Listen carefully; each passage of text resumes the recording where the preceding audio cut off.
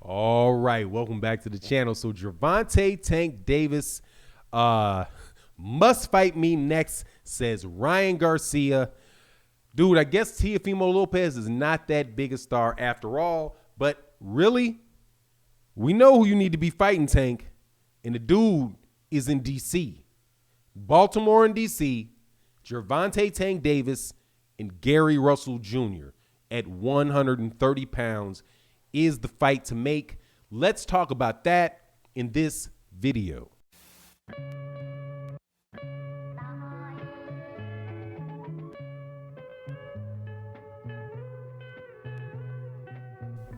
All right, welcome back to the channel. So Gervonta Tank Davis proved to me once again that he is one of the best pound-for-pound fighters in the world. I was ringside for his destruction of Leo Santa Cruz. And let me assure you, man, Tank is the real deal inside and outside the ring. Tank is a star. All right. I talked a lot of boxing to a lot of people, and there's only certain people that get the reactions that Tank is getting. OK, Errol Spence Jr. gets it. Canelo Alvarez gets it. Gervonta Davis gets it. That when you say this name and they come out and they say, that's my favorite fighter. Right? Oh, that's my favorite fighter. Not I like him. Ooh, that guy is powerful. No, that's my favorite fighter. I want to go see Gervonta Davis fight. That's what you get out of Gervonta Davis. And when you saw this fight with Leo Santa Cruz inside the ring, I was right there watching it live and in person, could see these guys and some things that people might not realize. Maybe you can't see it as clearly on TV. Gervonta Davis is a lot smaller than Leo Santa Cruz. If that fight was at 135 pounds, Leo Santa Cruz would have been comfortable at 135 pounds. At 130 pounds, dude, he looked big. Gervonta Davis's frame is much smaller than him. He's shorter. His arms are he's shorter. His arms are shorter. He has to weave in and out to get in over a guy with a very long jab that throws 5-piece combinations. Gervonta Davis beat the tar out of Leo Santa Cruz and ended him on what I thought was just a punch that made it look like, okay, this guy's just levels above Leo Santa Cruz. Because for Leo Santa Cruz not to see that uppercut coming and Tank was hitting him with that multiple times and going for that multiple times, it was just a matter of time when it landed in that round. You know the Tank is something serious, dog. Tank put that dude all the way unconscious, and he had never been knocked out before. And Leo Santa Cruz, is somebody that should be considered a pound-for-pound fighter before this fight because he was a 4-division champion with only one loss that he avenged to Carl Frampton. Gervonta Tank Davis is the truth inside the ring, and Gervonta Tank Davis is the truth outside the ring. That is no Teofimo Lopez, okay? That is no new star that just knocked off a hype job. That is the real deal. So when Ryan Garcia chooses to fight, says, oh, I want Tank next.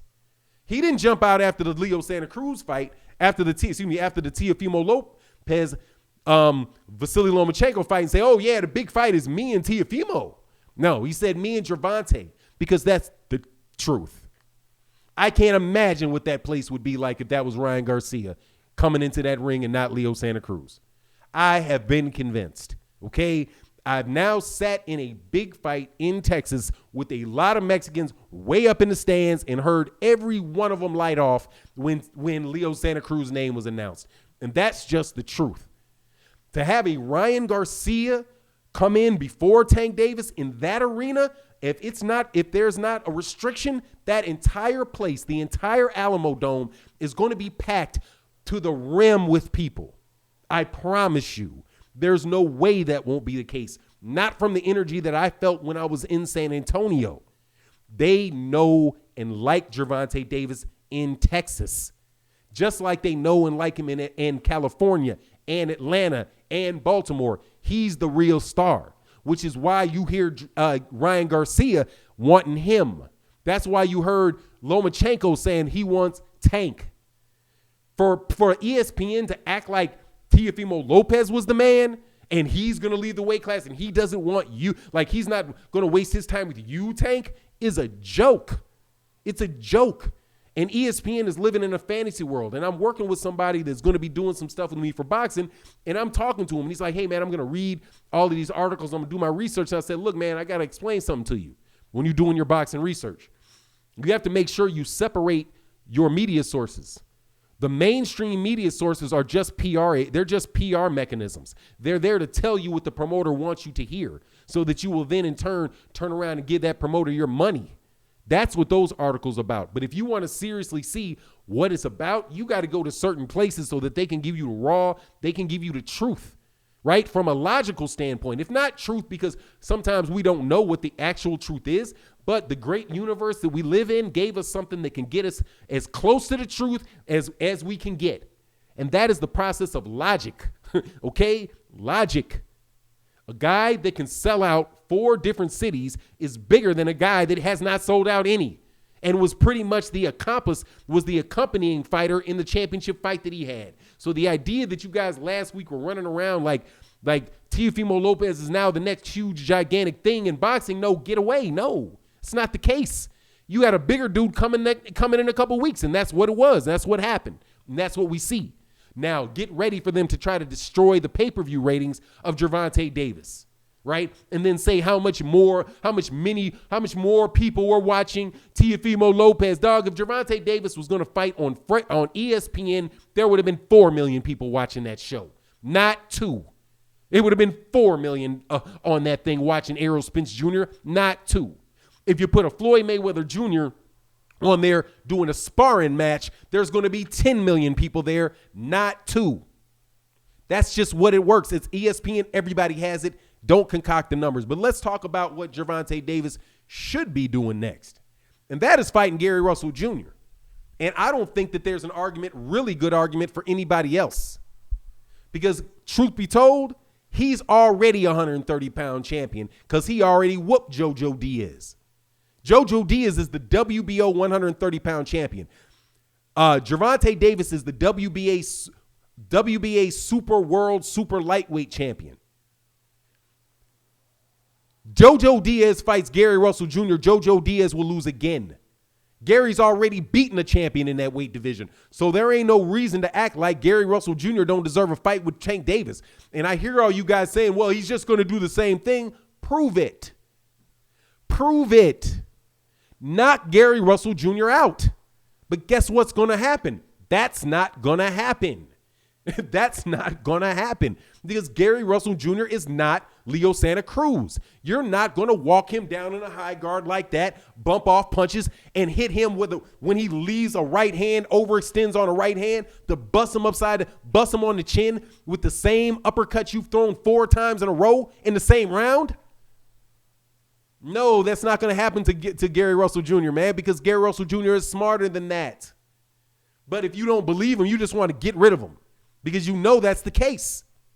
The best guy at 126 pounds is Gary Russell Jr. The best guy at 130 pounds very well may be Gary Russell Jr. Gary Russell Jr. can beat Miguel Berchelt.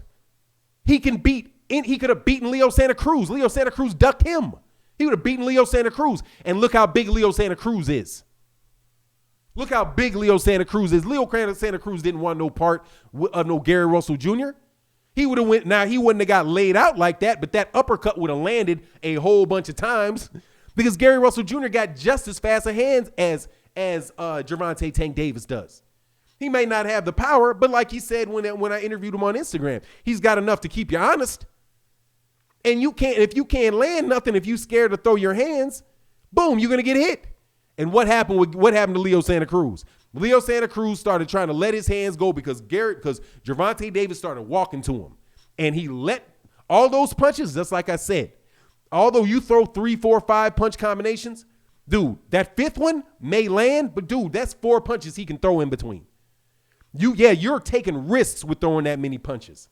Because Leo was hoping to catch Tank at the last punch. Knew he wasn't going to hit him with the first 3 or 4, so he threw the 5th and touched him. But, dude, by the time you threw that 5th punch, thought that didn't have anything on it, and you only going to land maybe one of the 5th punch of the combinations that you throw in a row. So, yeah, you touched him, but he didn't feel it. and he walked you down and stopped you. He won't do that against Gary Russell Jr. And the fight would also be huge because it locks off an entire section of a country. Gervonta Davis is from Baltimore. Gary Russell Jr. is from D.C. If you have that fight in D.C., that fight is going to be huge. That is a pay-per-view fight between Gary Russell Jr. and Gervonta Davis. The only question is, will the Mexican fans pay for it? And that is a reasonable question. However, seeing as it is a great boxing match and Mexican fans are great boxing fans, and you could tell it in the arena and you can tell it in the videos and in the comment section, these guys love boxing. They will accept that a great champion can be somebody that is not Mexican, just like everybody else can accept the idea that a great champion is somebody that's not American. But what people are not going to accept that is every great fighter is not America and are not American, and no American fighter is a great fighter. It's all the people from outside of here. Nah, man, we're not going to buy that. Okay. I would love to see the fight between Gary Russell Jr. and Tank Davis, and there is a chance that Tank Davis can lose that fight. And that is the reason why the fight might not happen. Because guess what? Gervonta's not that much bigger than Tank. He's not that much taller. He's not that much longer. He's not that much bigger. He will be fighting a slick southpaw fighter. He's a southpaw fighter that can crack and is not easy to hit. And if he was which would probably go the distance, I think Gervonta Davis would be tested in a way that you've not seen him tested. And I do believe it will go the distance, and I think Gary Russell Jr. might get him. But if he doesn't, Gervonta Davis is going to come out a much better fighter. And it is an honest fight because it allows people to know who's the best without acting like you don't see somebody, right? Because that's what they want to do. That's what ESPN wants to do. They want to say somebody's the best fighter but never let you see what the competition is. You know what I mean? Anyway, but it is what it is. That's my take on it. You let me know what you think. And with that, I'm out. Peace.